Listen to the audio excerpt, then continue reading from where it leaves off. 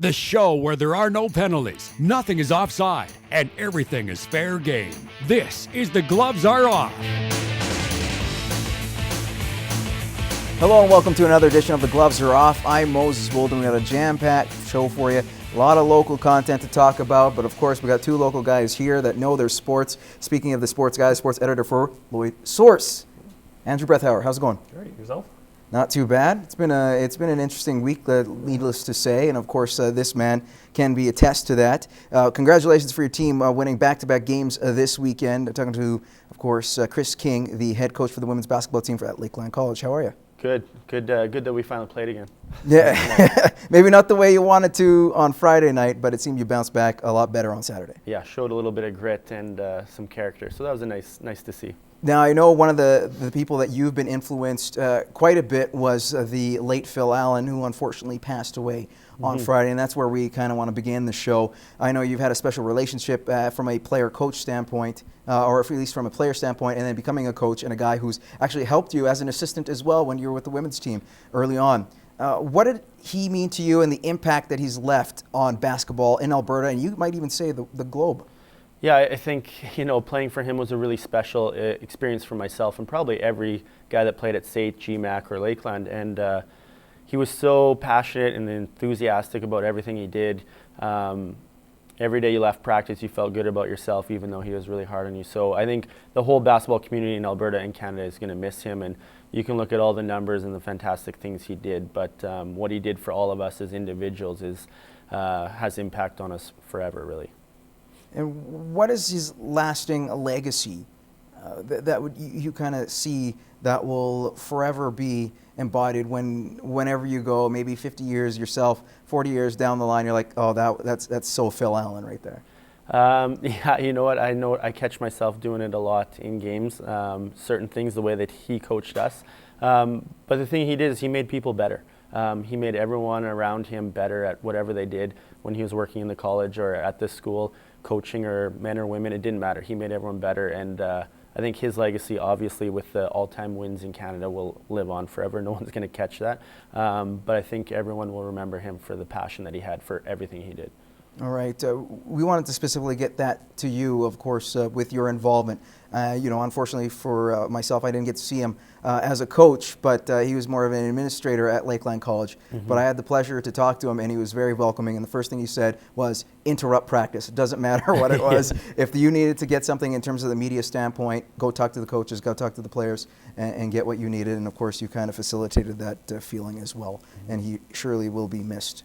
Moving on now to another story, a little bit local, changing gears to hockey this time. Talk about the Lloydminster Bobcats. And I know, Andrew, you've talked about the headaches with this team, and Gord Thibodeau, he seems like he's just going to be fuming mad. However, it's now past trade deadline. It seems like the players are loosening up a little bit more. We saw that with Chris Spriggs the other night, getting a hat trick in that game against Drayton Valley. What do you see from this team now, as opposed to what you saw prior to? It's only a small sample size with just one game, but did you start seeing this team becoming a little bit looser than they were in the past? Oh, you instantly saw that. And that's maybe the biggest thing. You instantly saw that they were having fun again, actually enjoying playing the game. And as a coach, you probably know, you can't always take everything 100% seriously. You got to enjoy what you do, and they weren't enjoying it. We've talked about it multiple times. Other people have noticed it, not just myself, that there's so much pressure under what this season means that they weren't having fun. They weren't loose. They were collapsing. That whole last month was a collapse of this. This is a National Cup team who's playing like a middle of the pack North Division team, and that's not even that good. If you were to ask me about a month ago, I'd say they get eliminated in the first, second round of the playoffs. That's how bad they were playing. But now they put up 6 goals pretty easily. Drayton's not that great, but they're not that bad either. So they're more than capable of actually winning. Everything's off their shoulders. Now they know who they're going into battle with. There's no more movement, and they can actually move forward. And I think, is that going to be, is this sample size at least warranted of what we can expect from them in the future? I think it is, based on, you got to go back to the beginning of the year. So you take this one game, but go back to the beginning of the year where we weren't moving players every week. And they were playing great hockey. They were scoring 6-7 goals a game. So yeah, we have one sample size now, but when this group can actually play together and they're not sick or getting traded or, suspended and all that, playing together, they actually do well. And again, you probably attest to this as well. Like, you guys had the problem last year where you're injured and you're not playing well. Sure, you can get by, but eventually it's all going to fall apart. And the pressure builds on you when that's happening, right? And the players feel it, the coaches feel it. It just kind of bubbles up. All right, guys. How about this? Moving gears to another sport, we're going to talk about the NFL playoffs. You got your Final Four teams set, and we'll start with the AFC.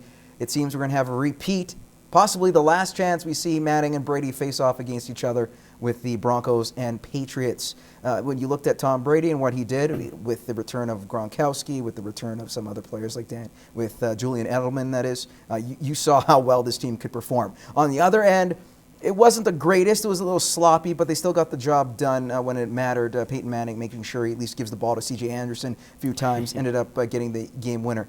Now, with that said, does Peyton Manning, even though there was a few times he looked like he was throwing ducks, can he still have, or does he have what it takes to beat Tom Brady in an AFC Championship game? No, the answer is no. They're not very good. The Steelers are really... Even with that defense? Yeah, Steelers are really banged up. You look at, what do they have, fourth string running back in there, Antonio Brown out, and they still had a chance to win minus a fumble. Obviously, I'm a Steelers fan. But looking at the Patriots right now, hating the Patriots, I think they're way too good for Denver. I could see it being like a 20-point blowout personally, is what I'm kind of seeing coming. Well, and Peyton said after the game when they talked about the Manning Brady, that he's just there. It's the defense that was the one that brought him forward. So the defense is what's going to win this game. If the defense can play to the ability that they're able to, then Denver can win. And Peyton just has to kind of not throw 4 or 5 interceptions, but play a solid game, and the defense can take over and Broncos can win. But if they not, then, well, this is kind of almost in a slide, providing we get the same performance that you're going to get out of Brady. In Denver, Tom Brady has had a poor record unlike any other place he's had on the road. He's only 2-6 lifetime at Mile High Stadium. Does that come into a play in this case? That includes their loss, albeit it was Osweiler who was behind center for Denver at the time. Does that come into effect here for New England? Yeah, I think it might. I think it does in this case. I think if Osweiler was playing, I think it would. I'm not sure Manning can throw more than 20 yards, to be honest, right now. Like, no, he seemed like he could throw the ball. He just threw it over people's heads. Yeah, and flopping. Like, it looked like my mom throwing a football. Like, it wasn't great. Yeah, I hear what you're saying about Brady, but I think Brady's at such an elite level right now, and Manning's clearly on the downslide. That defense better put up some points to help them out. It can't hurt Denver, put it that way. And how we've talked about how bad Manning is on the road. So now you have at home, you have the perfect scenario for Peyton Manning to have his final Super Bowl wish. But yeah, at this level, Brady is the level of quarterback everyone aims for. He has never dropped off. So I'm not too worried about him going in there and putting up 30, 40 points on the Broncos. We're going to talk about the NFC Championship, but first we're going to take a commercial break and return with more Gloves Are Off.